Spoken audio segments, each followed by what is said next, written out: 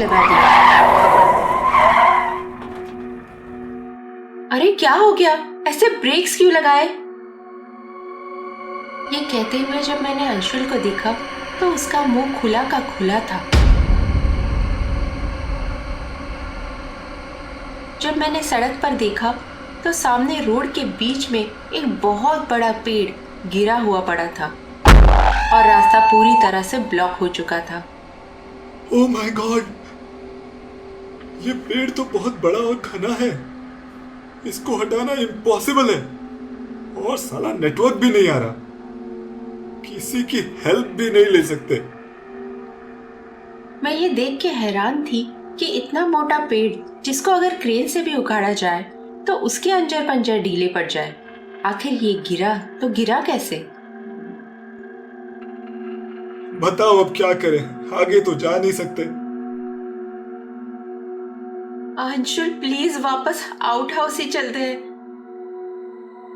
अब और कोई ऑप्शन नहीं है। वैसे भी मुझे माधव की चिंता हो रही है। हो सकता है वो भी वापस आ गया हो। पहले आउट हाउस चलते हैं, फिर माधव को मिलके देखेंगे कि आगे क्या करना है। अंशुल को मेरी बात समझ आई। उसने कार को बैक किया और टर्न करके वापस आउट हाउस की तरफ ले लिया। लेकिन लौटते में एक और डरावना एक्सपीरियंस हुआ हमको। जो रास्ता हमने आधे पौने घंटे में कवर किया था वो अब बहुत ही लंबा लग रहा था। हमें चलते हुए 2 घंटे हो गए थे, पर आउट हाउस अब भी दूर दूर तक नजर नहीं आ रहा था। ये आउट हाउस इतना दूर कैसे हो गया? मेरी तो कुछ समझ में नहीं आ रहा है। ये कहकर अंशुल ने और स्पीड से कार बढ़ा दी।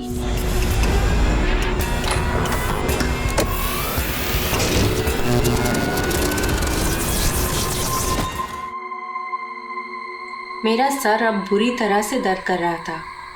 उस लड़की सिया के बारे में सोच सोच कर मैं पागल हुई जा रही थी। वो आखिर कौन थी, कहां से आई थी और क्यों अपने आप उसने जान दे दी? मन में हजारों सवाल आ रहे थे। उन्हीं सवालों की उलझन में मुझे ध्यान नहीं रहा। जब अंशुल ने ब्रेक लगाए तो मैंने देखा कि सामने आउट हाउस है। तो मेरी जान में थोड़ी जान आई। हम दोनों गाड़ी से उतरे तब देखा कि अंधेरा हो चुका था। घड़ी में देखने पर पता चला कि शाम के 5 बज चुके थे। जैसे ही हमने लॉक खोलकर आउट हाउस में अंदर कदम रखा तो हमें कुछ म्यूजिक सुनाई दिया और साथ ही किसी की आवाज भी आ रही थी।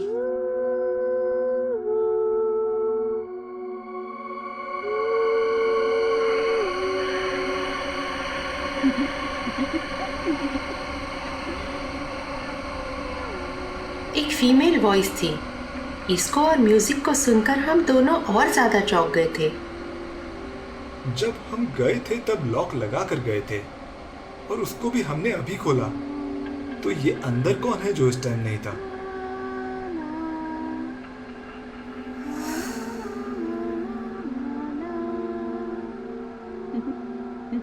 ये आवाज माधव के कमरे से आ रही थी। मैंने सोचा कि शायद वो वापस आ गया होगा, लेकिन अंदर कैसे घुसा? और वो लड़की की आवाज? हम दोनों तेजी से उस कमरे के अंदर चले गए। वहां जाके देखा तो पूरा कमरा डेकोरेट हो चुका था। रूम की लाइट्स बंद थी और वहां coloured LED strips he on थी, जिनकी हल्की हल्की कलरफुल रोशनी कमरे में फैली हुई थी। न्यू ईयर सेलिब्रेशन की अच्छी खासी तैयारी नजर आ रही थी। ये किसने किया? पता नहीं, कोई भी तो नहीं दिख रहा।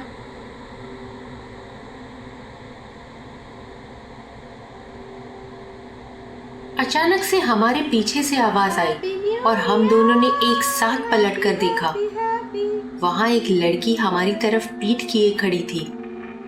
उसकी ड्रेस वही थी जैसे सिया ने पहनी हुई थी। ये देखकर मैं बहुत डर चुकी थी। अंशुल भी डरा हुआ नजर आ रहा था।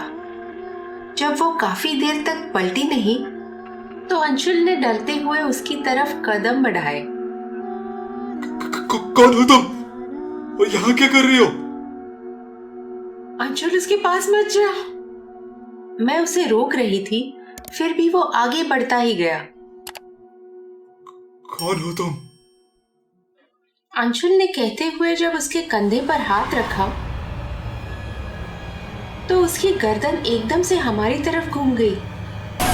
उसका चेहरा देखकर हम दोनों के होश उड़ गए, क्योंकि वो सिया थी जिसको हमने सुबह ही गार्डन में गाड़ा था।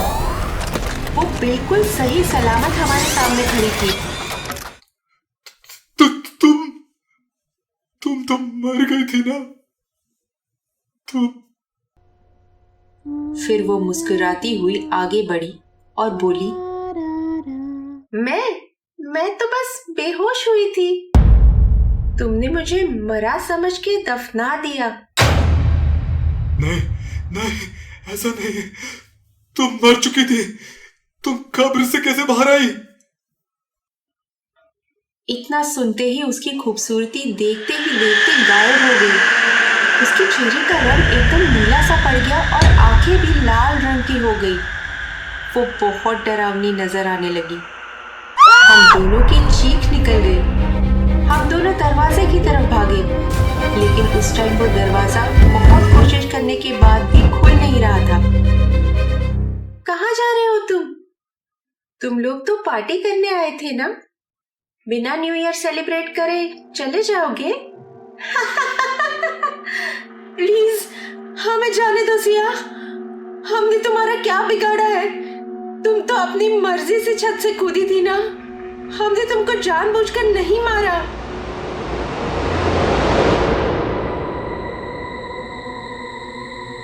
मारा है? इस अंशुल से पूछो। पिछले साल पार्टी करने के बाद ये और माधव कहाँ गए थे? नशे में धुत इन्होंने क्या किया था? ये सुनकर मैंने अंशुल की तरफ देखा तो उसकी आंखों में डर साफ साफ नजर आ रहा था।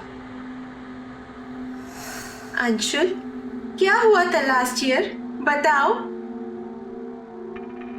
हमने मेघना, पार्टी के बाद तुम अपनी कार से अपने घर चली गई थी। माधव और मैं बहुत ज्यादा नशे में थे। शराब पी ली थी, इसलिए दोनों में से कोई भी ठीक से ड्राइव करने लायक नहीं था। लेकिन फिर भी मैंने हिम्मत करके ड्राइविंग स्टार्ट की।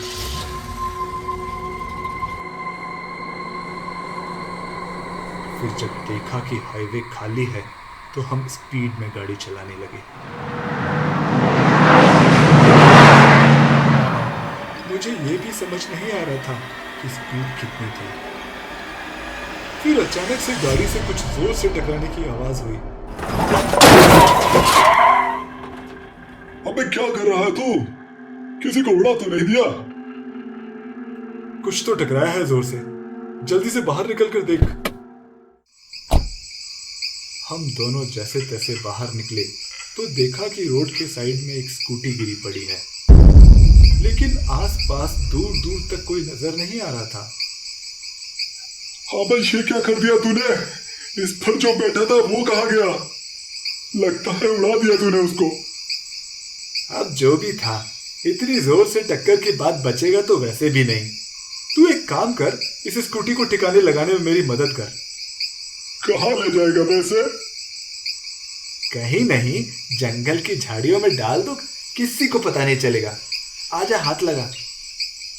फिर मैंने और माधव ने मिलके उस स्कूटर को झाड़ियों में डाल दिया।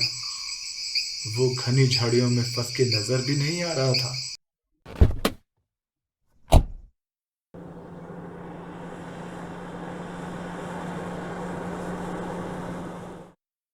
उस स्कूटर पर मैं थी। न्यू ईयर के दिन मैं कॉल सेंटर की नाइट शिफ्ट खत्म करके घर जा रही थी। तुम लोगों ने मुझे उड़ाया और फिर ढूंढना भी जरूरी नहीं समझा। मैं भी वही झाड़ियों में पड़ी थी। गिरने के कई घंटों बाद तक मैं वहीं पड़ी रही। दर्द से तड़पते हुए मेरी मौत हो गई। कोई मेरी मदद के लिए नहीं आया। सिया के मुंह से ये बात सुनकर मुझे अपने दोस्तों पर गुस्सा आ रहा था और खुद पर भी घिन आ रही थी। आखिर न्यू ईयर या फिर किसी भी सेलिब्रेशन पर हम लोग ड्रिंक क्यों करते हैं, और करते हैं तो उसके बाद ड्राइव करके ऐसा खतरा क्यों उठाते हैं जिससे हम अपनी जान के साथ साथ और भी लोगों की जान खतरे में डालते हैं। सिया, मैं तुमसे प्रॉमिस करती हूँ कि कभी भी ड्रिंक नहीं करूंगी और दूसरों को भी करने से रोकूंगी। हमारी जान बख्श दो। मुझे तुमसे कोई शिकायत नहीं है, लेकिन इस अंशुल को तो मरना ही पड़ेगा। जैसे मैंने इसके दोस्त माधव को मारा वैसे ही। सुनकर मैं चौंक पड़ी। तब मुझे पता चला कि माधव मर चुका है। सिया ने टेबल से चाकू उठा लिया, जिसके बारे में हमें कोई खबर नहीं थी कि वो कहाँ से आया। उसके बाद वो अंशुल पर झपट पड़ी। मुझसे रहा नहीं गया। मैं उसको छुड़ाने के लिए सिया के पास गई तो उसने मुझे ठोकर मार दी और मैं दीवार से जा टकराई, जमीन पर गिर गई और मेरी आंखों के सामने उसने अंशुल की आंख में चाकू मार दिया। उसने उसके चेहरे पर 2-3 बार ऐसे किए कि उसका पूरा चेहरा खून से लथपथ हो गया। उसके बाद एक आखिरी वार उसकी गर्दन पर किया। इसके साथ ही उसकी आखिरी चीख निकली और वो जमीन पर गिर पड़ा। ये देख के मेरी भी जोरदार चीख निकली और फिर मैं रोने लगी। थोड़ी देर तड़पने के बाद उसके शरीर ने हरकत करनी बंद कर दी। अंशुल के मरने के बाद वो जोर जोर से हंसने लगी और वही गाना गाते हुए वहां से चली गई।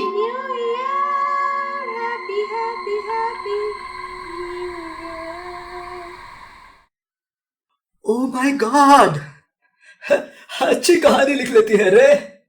I don't believe it. अरे यार, अब वो जो भी हो, पर पार्टी तो करनी है ना। कहीं तो चलते हैं। ठीक है, मेरा आउट हाउस वैसे भी खाली पड़ा है। तुम लोग चाहो तो वहां का प्लान कर सकते हैं। नहीं।